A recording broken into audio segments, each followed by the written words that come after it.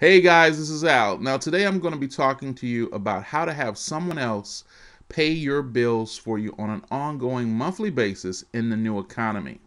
Now, this is a diagram that basically talks about uh, people's common bills each month. If you have mortgage or rent payment, your car insurance, your food, your utilities, your health insurance, your clothing, miscellaneous items, and you could add more and more things depending on what your individual payments are for different things. Now, typically, people try to address these problems by having this income that they have from their job pay for these expenses. All right, now what I'm going to talk about today is basically how to set up a system using the new economy, basically the net economy, to pay for those expenses. Okay, now when I was investing in real estate, what we would do is we would buy properties that were rented. We'd look for a certain return on our investment on a monthly basis. And basically, that income each month would pay for our expenses.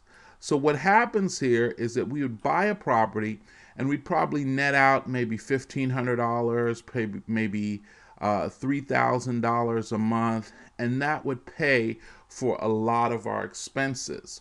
So that's basically what we're talking about in real estate. But the new economy works similarly, but there are just differences in how much we're paying for having somebody else pay our bills. And what we're talking about is net real estate. All right, now let's look at this example over here talking about real estate. All right, so typically you have a regular mortgage payment, you have property maintenance, you have property taxes, you have tenant problems, tenants playing the music too loud, not doing what they need to do as far as the terms of the lease goes. Then you may have court filings to resolve those matters if they, for example, if they don't pay the rent on time and it's ongoing. And then finally, you have the eviction process where you have to get those tenants out of that property. And you know that all of that can be a pain. All right. But let's talk about the other alternative, which is basically net real estate. Now, net real estate is basically where you own a domain name and you have a site that provides a service for people, and people are paying you money for that service and or product, and basically you're getting this money on an ongoing basis, but you don't have to deal with a lot of the problems that you have to deal with real estate. All right, now let's talk about the cost of net real estate. So what we're talking about is you have web hosting, of course. That was like the equivalent of a monthly mortgage payment. But the difference is that instead of paying thousands of dollars each month for a mortgage payment or even hundreds of dollars depending on the property, you're only paying under probably $100 or less, probably like 50, 60, $10, $5 for web hosting. Okay. So that's significant in the difference. Okay. Then also you have your domain name renewal. Now that's equivalent really to like property taxes, because what happens is every year you have to renew your domain unless you renew them for like 5 years in advance or so on and so forth. So that's equivalent to property taxes, except again, once again, property taxes may be thousands of dollars or hundreds of dollars depending on the property, and then domain renewals are only like maybe $6, $7, maybe $11, or at the maximum maybe $12 or $15. Okay, so that's significant. All right, and then you have the web development costs. These are the costs that are initially to start up your business, and they could be nominal if you do it yourself or you hire a web developer. It could cost you anywhere from maybe 500 to maybe $1,600 or something like that, or depending on how elaborate the site, it may run you a couple thousand. But these are kind of fixed costs. Whereas if you were trying to equate them to something else, like let's say property maintenance, those costs are variable costs and they go up, and they are ongoing. And then also web maintenance. Web maintenance could be nominal. You pay somebody like maybe $20 to tweak something for you, and that's it. And then or it could be maybe $50 depending on how elaborate the tweaking is. But if you have good web development, you don't need to do a lot of tweaking. And a lot of the web programs now are CMS or content management systems, which allow you to do your own tweaking. Okay, so now you see the difference. But what if I told you that the web development and creating a website would be the same as you actually having real estate? What if I told you that you actually creating a website would yield you the same type of income that you would have if you just started different websites on different topics? And that's what we're going to talk about. Basically, you can create the type of income that you want. You don't need a bank loan. You don't need a whole lot of startup capital, by just creating web properties that pay for these expenses. You can have a web property paying you $500 a month, $600 a month, $1,500, $3,000 a month, depending on what type of service or product that you offer. And you start these web properties up, and guess what? They pay for your expenses. Now, one of the biggest issues with people starting a web business is they say, well, yeah, I want to start something, but I'm concerned about the traffic.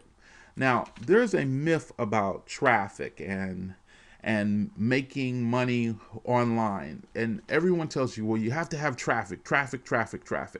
And so a lot of people think that they have to have thousands or hundreds of thousands of visitors before they can make money online. And they say, well, I don't know how to do that.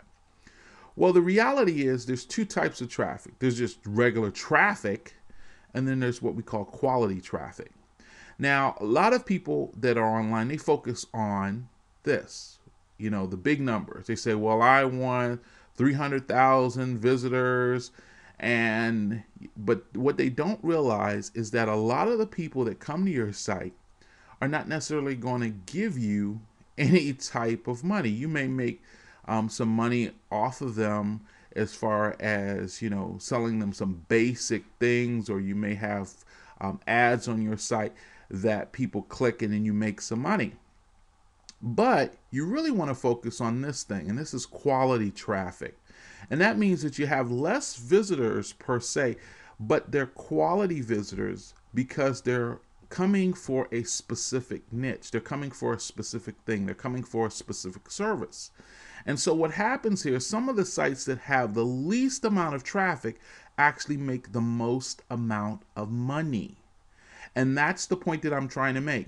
So what you want to really focus on is selling high ticket items and high ticket services, not necessarily selling low ticket items and low ticket service. You want to sell service that people are willing to pay for, or products that people are willing to pay for that benefit them and they see the value in them. So what happens is you sell those products, and then those products are typically things that are life-changing products. And that's what we focus on. Establishing things that are life-changing products that they need on an ongoing basis. Now, let me explain what that means. All right.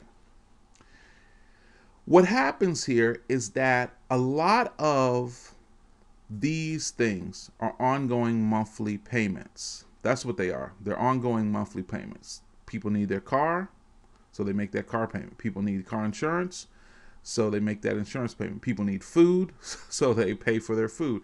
People need utilities. They don't want to, live in the dark, so they make your utility payments. And so what happens here is if you want to make money, you need to find web resources or create websites that are things that people can't live without. Now, what are some of the things that people can't live without? One of the things is they need income. So you want to create income sites, basically sites that show people how to make money. Okay? Then the other thing is you may have another site, which is a site that shows people how to save money. Okay? Then you may have a site talking to people about, clothing, something that they're desperately going to need. And that's what you focus on, building those type of web properties. And when you build those type of web properties, that's when you see these type of returns. It's not so much about the traffic. So don't obsess about traffic. You need to focus on selling items or delivering services that people will want on an ongoing basis. You need to find a niche that people will want on an ongoing basis. Now, if you have a question about what that niche is, what is that thing that people will want, or what are those things that people will want on an ongoing basis, contact us at the link below, and we'll be glad to help you to discover what that is so that you can have other people pay for your bills on an ongoing monthly basis using the power of net property and net real estate. All right, guys. Thanks so much. Please subscribe to this channel to receive vital information about how to grow your business and be prosperous in every way. Talk to you later. Bye-bye.